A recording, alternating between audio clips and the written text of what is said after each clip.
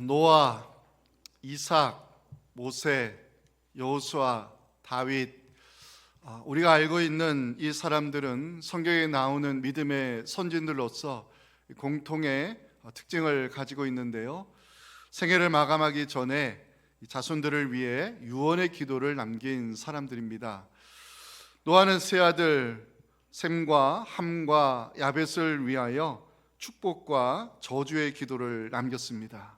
창세기 9장 25절부터 보시면 노아가 남긴 유언의 기도가 나옵니다.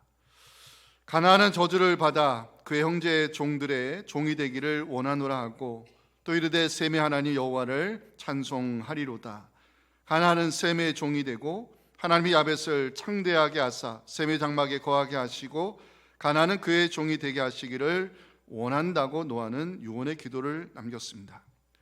모세는 세상을 떠나기 전 이스라엘 자손을 향해 축복하는 장면이 신명기 33장 1절에 기록이 되어 있습니다. 하나님의 사람 모세가 죽기 전에 이스라엘 자손을 위하여 축복함이 이러하니라. 모세가 이스라엘 12지파를 위해 남겼던 유언을 살펴보면 저주에 가까운 기도가 있었고 축복 기도가 있었다는 사실을 알게 됩니다.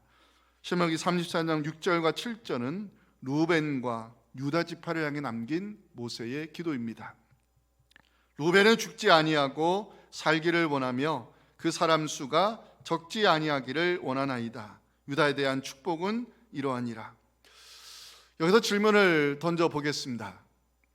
노아, 모세, 믿음의 선진들은 왜 자손들을 위하여 축복 기도를 남기지 않고 저주의 기도까지 남겼는가입니다. 믿음의 선진이 남긴 유언에는 평가와 예언의 성격이 담겨 있습니다. 노아와 모세가 남겼던 유언의 기도에는 그 자식에 대한 평가, 그 지파에 대한 평가의 성격이 담겨 있고 후일에 일어날 것을 보여주는 예언의 기능이 담겨 있다 이야기할 수 있습니다. 야곱이 아들들을 불러 모으는 이유, 창세기 49장 1절 보시면 제가 무슨 말을 하는지 이해하실 수 있습니다. 야곱이 그 아들을 불러 모으는 이유는 너희가 후일에 당할 일을 기도 가운데에 알려주기 위함이었습니다. 후일에 당할 일, 야곱이 남긴 유언에는 각 아들들에 대한 평가와 후일에 이루어질 예언의 성격이 담겨 있음을 성경이 말씀하고 있습니다. 야곱이 루벤과 시므온, 예를 향해서 남겼던 저주의 기도에는요, 그 아들의 행위에 대한 평가를 볼 수 있습니다. 창세기 49장 3절부터 보시면 루벤아 너는 내 장자여 내 능력이요 내 기력의 시작이라. 위풍이 월등하고 권능이 탁월하다마는 물의 끓음 같았은즉 너는 탁월하지 못하리니 네가 아버지의 침상에 올라 더럽혔음이로다. 그가 내 침상에 올랐었도다. 시므온과 레위는 형제여 그들의 칼은 폭력의 도구로다. 아버지의 첩 빌하와 통관한 사건을 기억하고 있던 야곱은 장자 루벤을 위해서 아무런 축복 기도를 남기지 않았습니다. 누이 디나가 강간을 당하자 할례 의식을 보복의 수단으로 삼아서 세겜 족속을 몰살했던 시므온과 레위의 잔혹함을 기억하고 있던 야곱은 그 두 형제를 향해서 저주를 선포합니다. 창세기 49장 7절입니다. 그 노여움이 혹독하니 저주를 받을 것이요 분기가 맹경하니 저주를 받을 것이라. 내가 그들을 야곱 중에서 나누며 이스라엘 중에서 흩으리로다. 야곱의 유언에서 유일하게 축복을 받은 사람은 유다와 요셉이었습니다. 유다를 위해 남긴 이 야곱의 기도에서 우리가 주목할 것은 창세기 49장 10절 메시아와 관련된 예언의 기도입니다. 귀가 유다를 떠나지 아니하며 통치자의 지팡이가 그 발 사이에서 떠나지 아니할 것이다. 야곱은 유다 지파에서 왕이 나올 것이며 이 기도의 근거에서 훗날 유다 지파에서 다윗이 태어나고 그 혈통을 따라 메시아가 세상에 오실 것을 성경은 예언하고 있습니다. 오늘 본문은 야곱이 요셉을 위해서 남긴 축복 기도인데요, 요셉을 식물에 비유하여 자손의 번창과 풍요의 복을 야곱이 기원하고 있습니다. 22절 같이 읽겠습니다. 시작. 요셉은 무성한 가지 곧 샘 곁에 무성한 가지라 그 가지가 담을 넘었도다. 아멘. 야곱은 요셉과 그 자손들이 복의 근원 되시는 하나님을 떠나 살지 않기를 24절 25절에서 간절히 기도하고 있습니다. 요셉의 발은 도리어 굳세며 그의 팔은 힘이 있으니 이는 야곱의 전능자 이스라엘의 반석인 목자의 손을 힘입음이라. 내 아버지 하나님께로 말미암나니 그가 너를 도우실 것이요 전능자로 말미암나니 그가 내게 복을 주실 것이라고 야곱은 기도하고 있습니다. 마지막으로 야곱은 내가 경험한 하나님이 자손들에게도 경험되어지기를 소망하면서 뛰어난 자 되어서 하나님께 귀하게 쓰임 받기를 26절 말씀으로 기도하고 있습니다. 이 말씀이 우리 자녀들에게도 경험되어지는 귀한 말씀 되기를 소망하며 같이 읽겠습니다. 시작. 내 아버지의 축복이 내 선조의 축복보다 나아서 영원한 산이 한없음 같이 이 축복이 요셉의 머리로 돌아오며 그 영제 중 뛰어난 자의 정수리로 돌아오리로다. 아멘. 오늘은 설 명절이 시작되는 주일입니다. 야곱이 남긴 유언은요, 그 자손들에게 이루어질 예언의 성격이 담겨 있습니다. 부모인 우리 자녀들을 위해 어떤 기도를 남겨야 될까? 혹시 자녀가 없으시다면 이 복된 말씀이 나에게 어떻게 적용이 될 수 있을까 생각하면서 함께 말씀의 은혜를 나누기 원합니다. 첫째 메시지 같이 읽겠습니다. 시작. 믿음의 부모는 약속의 말씀 의지하여 새 시대에 문을 열어주는 기도를 남겨야 합니다. 창세기 49장은 야곱이 죽기 전 12아들들을 불러 모으는 장면으로 시작을 합니다. 야곱이 그 아들을 불러 모으는 이유는 바로 후일에 당할 일을 알려주기 위함이었습니다.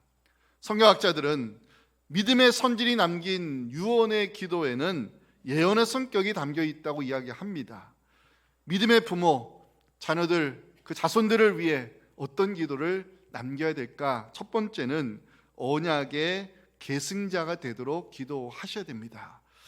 창세기 49장에는 야곱이 12아들을 위해 남긴 유언의 기록이 되어 남겨 있는데요, 우리가 주목할 것은요, 야곱이 마지막으로 부탁한 말입니다. 마지막으로 부탁한 말, 그 말이 창세기 49장 29절에 기록이 되어 있습니다. 같이 읽겠습니다. 그가 그들에게 명하여 이르되 내가 내 조상들에게로 돌아가리니 나를 햇사람 에브론의 밭에 있는 굴에 우리 손조와 함께 장사하라. 야곱은 12아들에게 내가 죽거든 가나안 땅에 있는 막벨라 굴에 우리 손조들과 함께 묻히게 해달라고 마지막 부탁의 말을 남겼습니다. 야곱은 왜 이러한 유언을 남기는 것일까? 하나님의 약속이 반드시 이루어질 것을 믿었기 때문입니다. 창세기 49장 30절도 보실까요? 이 굴은 가나안 땅 마므레 앞 막벨라 밭에 있는 것이라. 아브라함이 햇사람 에브론에게서 밭과 함께 사서 그 매장제를 삼았으므로 아브라함과 그 안에 사라가 하나님이 약속하신 땅에 장사되었고 그 계승자 이삭과 아내 리브가도 하나님이 약속하신 땅에 장사되었고 레아도 하나님이 약속하신 땅에 묻혀 있다고 야곱은 이야기합니다. 야곱이 묻히고 싶었던 곳은 바로 가나안 땅이었습니다. 야곱이 가나안 막벨라 굴에 나를 장사해 달라고 유언을 남긴 것은 하나님의 약속이 이루어질 것을 믿었기 때문입니다. 야곱은 애굽 땅에 묻히길 원치 않았습니다. 야곱이 마지막까지 바라보았던 곳은 바로 하나님이 약속하신 땅이었습니다. 야곱은 자신의 죽음을 통해서 하나님의 언약은 반드시 이루어질 것이라는 그 믿음을 지금 자손들에게 남기고 싶었던 것입니다. 저는 야곱의 유언을 묵상하면서 야곱을 통해 언약의 계승자다운 모습을 보게 됐습니다. 가나안은 아브라함 때부터 하나님이 약속하신 땅입니다. 창세기 12장 7절 보시면 여호와께서 아브라함에게 약속합니다. 내가 이 땅을 네 자손에게 주겠다고. 그 약속이 이삭에게, 그 언약이 야곱에게까지 전해지는 장면이 창세기 28장 13절의 기록으로 남아 있습니다. 같이 읽어보겠습니다. 또 먼저 여호와께서 그 위에 서서 이르시되 나는 여호와니 너의 조부 아브라함의 하나님이여 이삭의 하나님이라. 내가 누워있는 땅을 내가 너와 내 자손에게 주겠다 하나님이 약속했습니다. 야곱이 내가 죽거든 가나안 땅에 장사라고 유언을 남긴 것은 하나님의 그 언약이 이루어질 것을 확신했기 때문입니다. 여기도 중요한 것이 있습니다. 야곱은 언약의 계승자로서 마지막까지 하나님의 그 약속의 말씀을 자손들에게 신앙의 유산으로 물려주고 있다는 것입니다. 사랑하는 성도 여러분, 우리 하나님은 신실하심을 믿으시기 바랍니다. 말씀 의지하여 기도를 심으실 때 우리 자녀들이 언약의 계승자 되어 하나님 약속하신 그 말씀이 모두 성취되는 복을 누릴 수 있기를 간절히 소망합니다. 두 번째, 우리는 믿음의 부모로서 어떤 기도를 자녀를 위해 남길까? 새 시대에 문이 열려지기를 기도해야 한다는 것입니다. 야곱의 유언을 제가 보면서 한 가지 배운 것이 있습니다. 믿음의 부모가 남긴 기도는 자손들을 위하여 새 시대의 문을 여는 열쇠와 같은 역할을 한다는 것입니다. 창세기 49장에는 야곱의 유언과 그의 죽음이 기록이 되어 있습니다. 창세기 50장에는 요셉의 유언과 그의 죽음이 기록되어 있습니다. 야곱과 요셉이 남긴 마지막 유언에서 우리가 보아야 할 것은 자손들을 위했던 그 기도가 새 시대의 문을 열어주었다는 것입니다. 창세기 50장 24절 요셉의 유언을 같이 한번 읽어보도록 하겠습니다. 시작. 요셉이 그의 형제들에게 이르되 나는 죽을 것이나 하나님이 당신들을 돌보시고 당신들을 이 땅에서 인도하여 내사 아브라함과 이삭과 야곱에게 맹세하신 땅에 이르게 하실 것이다. 요셉이 남긴 유언입니다. 야곱과 요셉 모두 애굽에서 죽었습니다. 하지만 그들은 죽음을 통해서 가나안의 비전을 남겨두었고 하나님이 약속하신 땅으로 너희들을 하나님이 인도하실 것을 선포하면서 새 시대의 문을 열어주고 있습니다. 믿음의 부모가 남기는 기도는 그래서 중요한 것입니다. 약속의 말씀을 의지하여 자손들을 위해 기도를 심는 것은 새 시대의 문을 여는 열쇠를 그 자녀들에게 전해주는 것입니다. 믿음의 선진이 남긴 기도는 유언으로 끝나는 것이 아니라 새로운 미래의 시작을 의미하는 것입니다. 중요한 것은 부모가 자식을 위해 남기는 유언은 후일에 당할 일로 반드시 나타나는 것입니다. 창세기 49장 1절을 다시 보시기 바랍니다. 야곱이 그 아들을 왜 불러 모읍니까? 너희가 후일에 당할 일을 내가 기도 가운데에 선포하기 위해서 야곱은 마지막 유언의 기도를 남깁니다.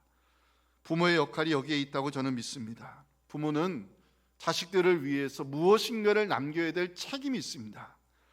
자녀를 위해 기도를 심는 것이 왜 중요한가? 하나님이 우리의 심겨진 기도를 기억하시고 때가 되어 자손들을 위하여 새 시대의 문을 열어주시기 때문입니다.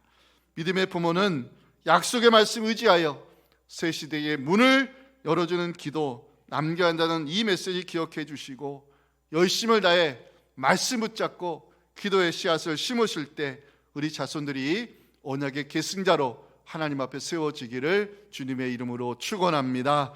자, 마지막 메시지입니다. 같이 읽겠습니다. 시작. 믿음의 부모는 우리 자녀들이 뛰어난 자 되어 많은 사람들을 유익하게 하는 축복의 통로 될 수 있도록 기도해야 합니다. 야곱이 남긴 유언에서 유일하게 축복을 선포한 아들은 유다와 요셉입니다. 특히 요셉과 관련된 이 기도에서 제가 축복하다는 단어를 찾아봤습니다. 무려 히브리어 축복하다는 단어가 요셉을 위해 남긴 기도에 6번이나 등장하고 있습니다. 야곱이 요셉과 그 자녀들을 축복하는 기도를 살펴보면서 우리 자녀들을 위해 어떤 기도를 남겨야 되는가 그 답을 함께 찾기 원합니다. 첫째는 우리 자녀들이 샘 곁에 무성한 가지가 되도록 기도하셔야 됩니다.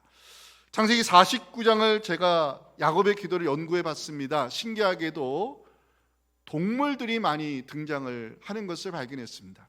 창세기 49장 9절 보실까요? 유다는 사자새끼가 등장합니다. 이사갈은 건장한 나귀가 될 것을, 단은 뱀이요 독사가 될 것이라고, 베냐민은 물어뜯는 이리가 될 것이라고 야곱의 자손들을 위한 기도에서 동물들이 등장합니다. 그런데 요셉에 와서는 동물이 사라지고 식물에 비유하여 축복을 선포하고 있습니다. 22절 말씀 오늘 두 번째 다시 읽겠습니다. 시작. 요셉은 무성한 가지 곧 샘 곁에 무성한 가지라 그 가지가 담을 넘었도다. 자, 무성하다 히브리어로 번성하다는 뜻이고요, 가지는 히브리어로 아들, 자손을 의미하기 때문에 무성한 가지가 되라는 야곱의 축복 기도는 그 자손들이 번성하게 되기를 바라는 복을 비는 기도라고 해석할 수 있습니다. 여기서 중요한 것이 있어요. 무성한 가지가 되기 위해서는 샘 곁에 있어야 한다는 것입니다. 샘 곁에 있지 아니하고 무성한 가지가 될 수 없음을 야곱은 강조하면서 요셉의 자손들이 하나님 곁에 붙어 있기를 간절히 기도하고 있습니다. 요셉과 그 자손들이 무성한 가지 되기 바라는 야곱의 유언은 자손의 번창과 풍요를 기원하는 축복 기도로 볼 수 있는데, 중요한 것은 하나님 곁에 붙어 있어야 이 복이 자손들에게 누려지는 은혜로 내려올 수 있다는 것입니다. 우리 자녀들이 풍요로운 삶을 살기를 원하신다면 정답은 하나밖에 없습니다. 복의 근원이신 하나님 곁에 붙어 있어야 됩니다. 저는 그래서 예수님이 우리에게 하셨던 말씀이 있죠. 너희가 나를 떠나서는 아무것도 할 수 없다고. 요한복음 15장 5절, 우리 자녀들 복의 근원 되시는 하나님 곁에 붙어 있기를 소망하며 다 같이 읽겠습니다. 시작. 나는 포도나무여 너희는 가지라. 그가 내 안에 내가 그 안에 거하면 사람이 열매를 많이 맺나니 나를 떠나서는 너희가 아무것도 할 수 없음이라. 아멘. 믿음의 부모는 자녀를 위해 어떤 기도를 남겨야 될까? 두 번째, 우리 자녀들 여호와께 복받은 자손 될 수 있도록 기도하셔야 됩니다. 자, 23절 보십니다. 활 쏘는 자가 그를 학대하며 적개심을 가지고 그를 쏘았으나. 세상 살다 보면 힘든 일이 생기게 마련인데 힘든 일 거의 대부분이 사람과 관계된 어려움입니다. 요셉의 인생이 그랬죠. 형제들에게 미움을 사고 보디발 아내에게서 모함을 받고 요셉의 총리로 등극했을 때 주변 사람들의 시기와 질투 끊이지 않았을 것입니다. 잘 나갈수록 대적자들이 생기는 법인데 요셉은 어떻게 그 어려움을 극복하고 이겨낼 수 있었을까? 저는 그 답을 24절에서 찾게 되었습니다. 같이 읽겠습니다. 시작. 요셉의 활은 도리어 굳세며 그의 팔은 힘이 있으니 이는 야곱의 전능자 이스라엘의 반석인 목자의 손을 힘입음이라. 아멘. 이 말씀 잠깐 띄워놔 주세요. 요셉의 인생이 강할 수 있었던 이유, 요셉이 대적자들의 어려움에서 승리할 수 있었던 이유는 전능하시고 반석이 되시며 목자 되시는 하나님의 손을 의지했기 때문이라고 성경이 가르치고 있습니다. 저는 24절을 묵상하면서 다양하게 등장하는 하나님의 이름을 주목했습니다. 자, 전능자, 최상급의 의미가 담겨있는 단어인데요, 히브리어로 최고로 강한 자를 말합니다. 두 번째, 반석, 굳건함과 안정성을 상징적으로 보여주는 단어입니다. 목자, 돌보심과 이끄심을 가리키는 것으로 전능하신 하나님의 손길을 의지할 때, 반석 되시고 우리의 목자 되시는 하나님 안에 거할 때 우리는 세상과의 싸움에서 승리할 수 있다고 성경이 말씀하는 대목입니다. 요셉의 대적들과의 싸움에서 이길 수 있었던 이유는 전능하시고 반석이 되시고 목자 되시는 하나님의 손을 의지했기 때문입니다. 그런데 이것을 뒤집어 보면 요셉의 자손들이 실패하고 망한 이유도 될 수 있습니다. 구약의 역사를 보면 요셉의 자손들 에브라임과 므낫세는 12지파 가운데 가장 강력한 힘을 가진 지파들이었습니다. 그런데 이들이 어떻게 됐습니까? 이스라엘이 둘로 쪼개지고 북이스라엘을 주도했던 에브라임과 므낫세는요, 하나님을 버리고 이방 신들을 의지했고 우상을 숭배하기 시작했을 때, 저들이 전능하시고 목자 되시며 반석 되시는 하나님의 손을 놓아버렸을 때 결국 그들은 아수르에 의해서 망했고요, 포로로 끌려갔고 에브라임과 므낫세 지파는 하나님 약속하신 땅에서 사라졌습니다. 전능하신 하나님을 힘입지 않고는 우리는 세상과의 싸움에서 승리할 수 없습니다. 반석 되시는 하나님 안에 거하지 않고서는요, 우리가 안전하게 살 수 없습니다. 목자 되신 하나님의 손을 의지하지 아니하면요, 우리는 세상과의 싸움에서 결국 이길 수가 없는 것입니다.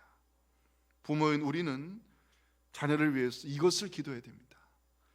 우리 자녀들이 전능하신 하나님을 의지할 수 있도록, 반석 되시는 그 하나님 위에 우리 자녀들의 인생이 세워질 수 있도록 목자 되시는 하나님의 인도하심을 받는 우리 자녀들이 될 때, 그렇게 우리가 기도할 때 성경이 약속한 복된 말씀이 있습니다. 제가 좋아하는 말씀인데 이사야 61장 9절을 다 같이 읽겠습니다. 시작. 그들의 자손을 문나라 가운데에, 그들의 후손을 만민 가운데에 알리리니 무릇 이를 보는 자가 그들은 여호와께 복받은 자손이라 인정하리라. 아멘. 세 번째, 우리는 자녀들을 위해 무엇을 기도로 남길까? 세 번째는 경험되어지는 하나님입니다. 25절 보실까요?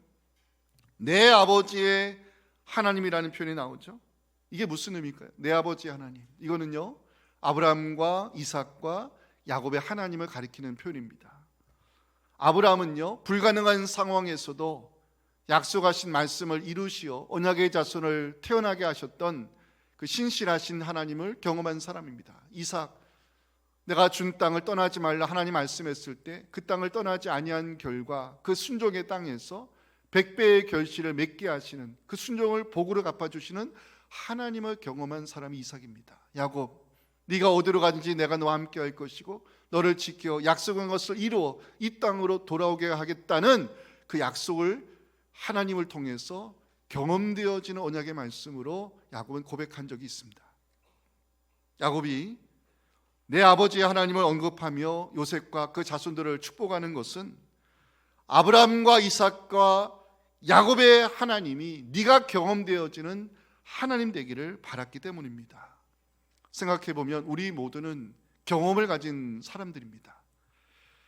살아계신 하나님, 불가능이 없으신 하나님, 신실하신 하나님, 영광스러운 하나님, 은혜로우신 하나님, 감사하신 하나님, 인도하시는 하나님, 합력하여 선을 이루시는 하나님을 경험한 사람들입니다. 그 하나님에 대한 경험이 우리를 예배자로 세워주었습니다. 그 하나님에 대한 고백이 지금도 우리가 찬양을 드리는 이유가 되었습니다. 하나님에 대한 경험이 우리의 믿음이 됐기에 우리는 그 체험의 신앙을 가지고 지금 하나님 앞에서 예배자로 서 있는 것입니다. 야곱의 기도에서 우리가 배워야 할 것이 있습니다. 내가 경험한 하나님이 우리 자녀에게도 경험되어지는 하나님 되기를 우리는 기도해야 한다는 것입니다. 내가 고백하는 그 하나님이 우리 자녀의 입술에서도 고백되어지는 하나님 되었으면 좋겠습니다. 불가능한 상황을 가능한 상황으로 바꾸셨던 하나님, 내 눈물을 기쁨의 찬송으로 바꾸셨던 하나님, 막막한 상황에서도 홍해를 가르시고 피할 길을 열으셨던 하나님, 그 하나님이 우리 자녀들이 하나님 되어서 우리 가정 속에 하나님을 향한 찬송이 끊이지 않기를 간절히 소망합니다. 26절 이 말씀을 보실까요?